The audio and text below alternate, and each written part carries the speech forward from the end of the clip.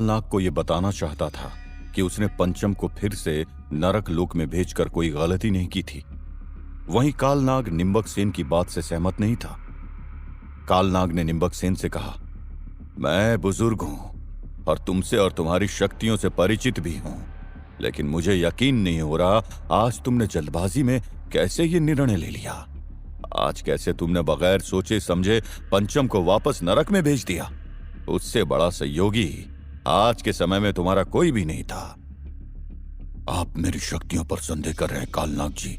मैं उस पंचम से भी विश्वास पात्र और शक्तिशाली दैत्य शक्तियों को आज भी जन्म दे सकता हूं। जैसे चाहूं वैसे दैत्य और वैसे भूत को अपने मुताबिक चला सकता हूं। लेकिन लगता है आपका भी दिमाग बुढ़ापे में काम करना बंद हो चुका है। निम्बक सेन ने गुस्से में कालनाग से कहा, तुम सिर्फ खुद को सबसे अधिक शक्तिशाली मत समझो निम्बक सेन। ये मत भूलो मुझ में और मेरे विष में अभी भी उतना ही जहर है जो किसी को भी मार सकता है। ये मत भूलो कि अभी भी मेरे पास इतनी शक्तियां हैं जो किसी को भी ठिकाने लगा सकती है। कालनाग ने गुस्से में निम्बक से कहा, और वो सब शक्तियां किसके वश में है? किसके कारण आपको ये शक्तियां मिली हैं?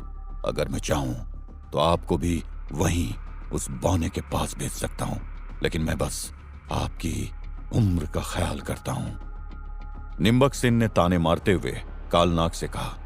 कालनाग बूढ़ा तो था ही, साथ ही बहुत गुस्सैल भी था। उसे बहुत जल्दी गुस्सा आ जाता था और जब भी कोई उसके आत्मविश्वास को ठेस पहुंचाता था तब तो उसका गुस्सा सातवें आसमान पर होता था।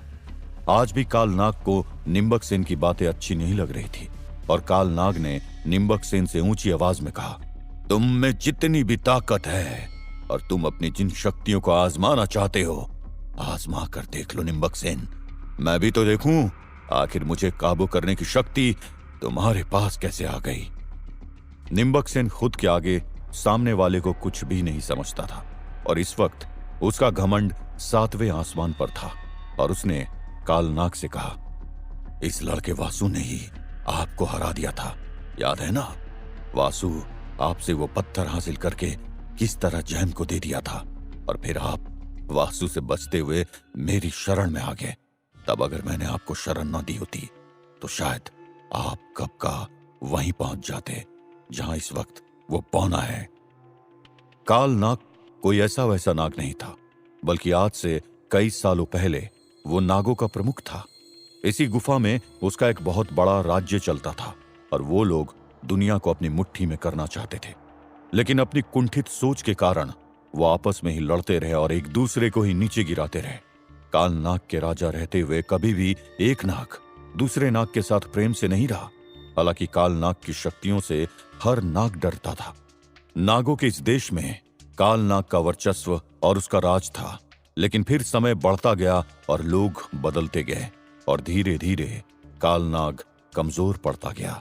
और फिर एक दिन इसी गुफा में आकर निम्बक सेन ने अपनी शक्तियों से सभी को अपने कब्जे में ले लिया और कालनाग को सिर्फ एक जगह दी जहां वो रह सकता था। निम्बक सेन आज भी कालनाग की उतनी ही इज्जत करता था, लेकिन अपने आगे कालनाग को भी कुछ नहीं समझता था। तुम आज जो कर रहे हो वो सही नहीं है और देखना एक दिन इसका परिणाम तुम्हें भुगतना ही होगा निम्बक सेन। कालनाग ने निम्बक सेन को चेतावनी देते हुए कहा। वहीं वासु के हाथ और पैर अभी भी बंधे हुए थे, लेकिन वो कालनाग और निम्बक सेन के बीच होने वाली बहस को देखकर काफी खुश था। वासु ने मुस्कुराते हुए मन में कहा, इन लोगों को भड़काना कितना आसान है। एक उस बौने के खिलाफ भड़काया और अब देखो एक के बाद एक इमारत गिरने लगी है। वासु मन ही मन खुद से ये बातें किए जा रहा था। एक बात तो पक्की हो गई है, ये आसुरी शक्ति और गलत लोग इस दुनिया में कभी भी किसी के सगे नहीं हुए हैं। ये उसी के हैं जहां इन्हें इनका फायदा दिखता है। ये गलत लोग इसलिए गलत नहीं है क्योंकि इन्होंने लोगों को मारा है और लोगों को नुकसान पहुंचा है, बल्कि इनके गलत होने का सबसे बड़ा कारण है कि इनके अंदर द्वेष, जलन, घमंड, उल्टा लालच हमेशा प्रचुर मात्रा में पनपता रहता है। ये सबसे पहले अपने बारे में सोचते हैं और दूसरों के बारे में ये तभी सोचते हैं जब इनका फायदा होता है। इनके विश्वास की नींव इतनी कमजोर है कि मेरा जरा सा हिलाने पर गिर गई और अब धीरे धीरे इमारत की ईंट भी गिरने लगी है। वासु ने मन ही मन सोचा, काफी देर तक निम्बक सेन और कालनाग के बीच बहस चलती रही और दोनों के बीच कहीं न कहीं गलतफहमी ने जन्म ले लिया था। तभी वासु ने निम्बक सेन से कहा, अब तो मुझे छोड़ दो। मैं कब तक इस तरह से यहां पर बंधा हुआ रहूंगा? मैं तो तुम्हारे सामने कुछ भी नहीं हूं और ना ही कुछ कर भी सकता हूं। निम्बक सेन, आखिर मुझे छोड़ने में तुम क्यों डर रहे हो? नहीं, मैं तुम्हें नहीं छोड़ सकता। मैं जानता हूं तुम जरूर मेरे काम में बाधा डालने की कोशिश करोगे, और वैसे भी ये सब देखकर तुम्हें इतना तो समझ आ ही गया होगा कि मैं किसी से भी डरता नहीं हूं। निम्बक सेन ने वासु से कहा, अगर तुमने इस लड़के वासु को छोड़ दिया तो ये तुम्हारे लिए काल बन जाएगा, इसलिए फैसला कभी भी न लेना। इस लड़के को इतना साधारण न समझना। ये बहुत शक्तिशाली और चतुर है और दैवीय शक्तियां भी इसकी मदद कर रही है। कालनाग ने चेतावनी देते हुए निम्बक सेन से कहा, ये दैवीय शक्तियां ही तो मेरे काम में न जाने कब से रुकावट बनी हुई है। हर बार जब भी मैं कुछ करने चलता हूं तो ये दैवीय शक्तियां मेरी पूरी कोशिश पर पानी फेर देती है। मैंने इस गुफा में सब कुछ काबू कर लिया, लेकिन कभी भी इस गुफा में मौजूद दैवीय शक्तियों को मैं काबू नहीं कर सका हूं। निम्बक सेन ने निराश भाव से कहा। वहीं वासु ये सब बातें सुन रहा था और तभी उसने मन में कहा, हाँ, यानी कि जरूर इस गुफा में दैवीय शक्तियां मौजूद है, और अगर मैं उन दैवीय शक्तियों को हासिल कर लूं तो इस निम्बक सेन का काम तमाम हो सकता है। वासु मन ही मन काफी खुश था, क्योंकि उसे अब पता था यहां से निकलने का कोई न कोई रास्ता जरूर था, और वो अगर कोशिश करे तो वो हर हालत में इन औरतों को बचा सकता था। कैसे मुझे पता चलेगा कि आखिर उन दैवीय शक्तियों को हासिल करने के लिए मुझे क्या करना होगा, और कैसे मैं उन दैवीय शक्तियों को हासिल करूंगा? यहां बंधा रहकर मैं तो कुछ भी नहीं कर सकता हूं। मुझे इस जकड़ से तो आजाद होना ही पड़ेगा, वासु ने मन ही मन कहा। वहीं राजकुमारी शालिनी गुफा में बैठी एक पत्थर पर कुछ लिखने का प्रयास कर रही थी। उनके पास में एक बच्ची भी बैठी थी, जिसकी उम्र करीब 15 साल थी और उसका नाम शक्ति था। लेकिन ये बच्ची राजकुमारी शालिनी के अलावा किसी और को कभी दिखाई नहीं पड़ती थी, और इसलिए आज तक ये बच्ची उस निम्बक सेन से बची रही थी। इस बच्ची की उम्र और उसके दिमाग में बहुत बड़ा अंतर था। भले ये उम्र में छोटी थी, लेकिन असल में ये बुद्धि की धनी थी। ये आखिर आप क्या लिख रही हैं दीदी? शक्ति ने बड़े ही प्रेम से राजकुमारी शालिनी से पूछा। ये बहुत पुरानी लिपि है, जिसके माध्यम से हम यहाँ मौजूद दैवीय शक्तियों तक संदेश पहुंचाते हैं, राजकुमारी शालिनी ने शक्ति से कहा। क्या आपके लिख देने से ही इस लिपि में लिखा हुआ संदेश उन दैवीय शक्तियों तक पहुंच जाएगा? शक्ति ने राजकुमारी शालिनी से पूछा। नहीं, बिल्कुल भी नहीं। इसके बाद हमें सबसे छुपकर इसके लिए पूजा करनी होगी, और तब ये संदेश उन तक पहुंचेगा, और एक बार जब ये संदेश उन तक पहुंच जाएगा तभी वो दैवीय शक्तियां हमें बताएंगी कि आखिर वो कैसे हमारी मदद कर सकती है। राजकुमारी शालिनी ने शक्ति को बताया।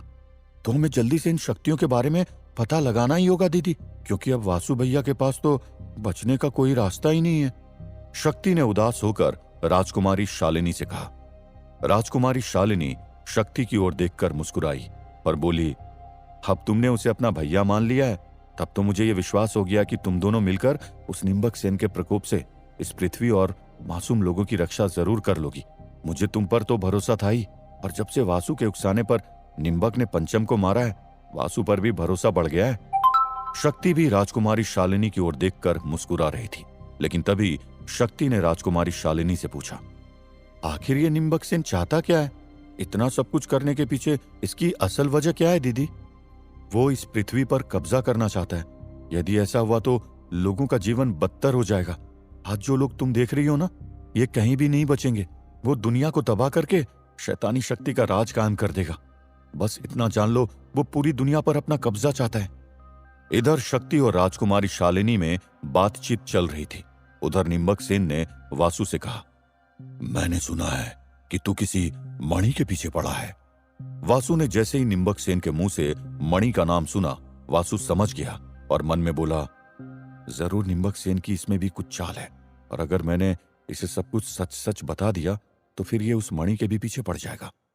क्या हुआ, बोल क्यों नहीं रहे हो? आखिर ऐसी कौन सी मणि है जिसके पीछे तुम इतनी शिद्दत से पड़े हो? निम्बक सेन ने उत्सुकता से वासु से पूछा। ऐसा तो कुछ भी नहीं है, ऐसी कोई मणि नहीं है। मैं किसी मणि के पीछे नहीं पड़ा हूं, वासु ने हड़बड़ाते हुए कहा। सच सच बता दो वासु, क्योंकि यहां मुझसे कुछ छुपा नहीं है। उस मणि को तुम क्यों पाना चाहते हो? अगर वो तुम्हें मिल गई तो फिर तुम्हें कौन कौन सी शक्तियां मिल जाएगी? उस मणि में ऐसा क्या है?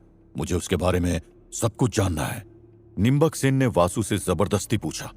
निम्बक सेन ने अब जिद पकड़ ली थी और वो वासु से उस मणि के बारे में सब कुछ जानना चाहता था।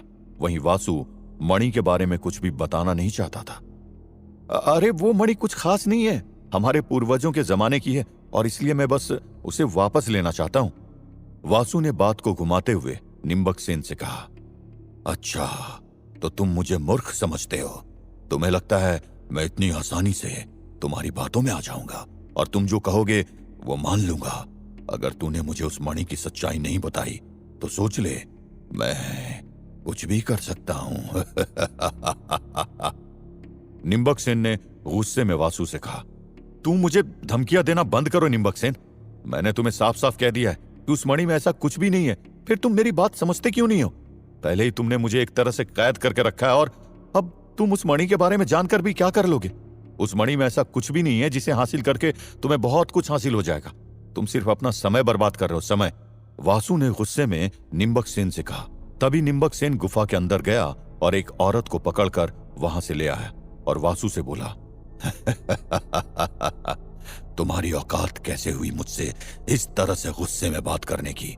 मुझसे अगर कोई ऊंची आवाज में बात करता है तो वो मुझे पसंद नहीं आता है। अब तुम देखो मैं तुम्हारे सामने इस औरत का क्या हाल करता हूं। देखो, तुम्हारी लड़ाई मुझसे है ना, न कि इन औरतों से। और तुम ये हमेशा औरतों पर अपनी मर्दानगी क्यों दिखाने लगते हो? लगता है तुम्हें मर्दों से डर लगता है, वासु ने गुस्से में निम्बक सेन का मजाक उड़ाते हुए कहा। अब निम्बक सेन का गुस्सा भी 7वें आसमान पर था और वो बस वासु से उस मणि का राज जानना चाहता था। क्या वासु निम्बक सेन को मणि के बारे में बता देगा? क्या मणि के बारे में जानने के बाद निम्बक सेन मणि के पीछे पड़ जाएगा? अगर वासु ने निम्बक सेन को मणि के बारे में नहीं बताया तो निम्बक सेन क्या करेगा? आखिर उन औरतों को वासु निम्बक सेन की कैद से कैसे छुड़ाएगा? जानने के लिए सुनते रहिए श्रापित